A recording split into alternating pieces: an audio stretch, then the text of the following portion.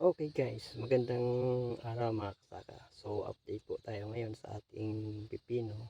Ito po yung ating Legacy F1 po, at ito ay 1 month na po ngayon.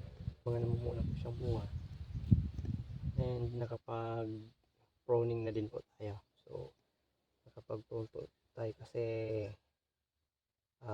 medyo malago at nagbukas po tayo ng mga side shoots. So yung purpose po natin ng pagbabawas ng side shoots ay yung goal po kasi natin ay dapat po makapag-produce po tayo ng mga quality at good sizes, yung mga uniform sizes po ng pipino. So kailangan natin magbawas ng mga sanga niya, mga sanga. Kaya po nito, ito po ay pinutol natin para mag-focus po yung kanyang sinisipsip ng mga nutrients ay pagpo-focus po sa taas sa kanyang main stem. So ayan po yung mga bunga niya.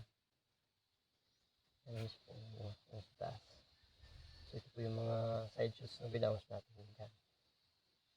So hahayan po yan dito sa taas na lang para po mas lumago pa yung kanyang main stem.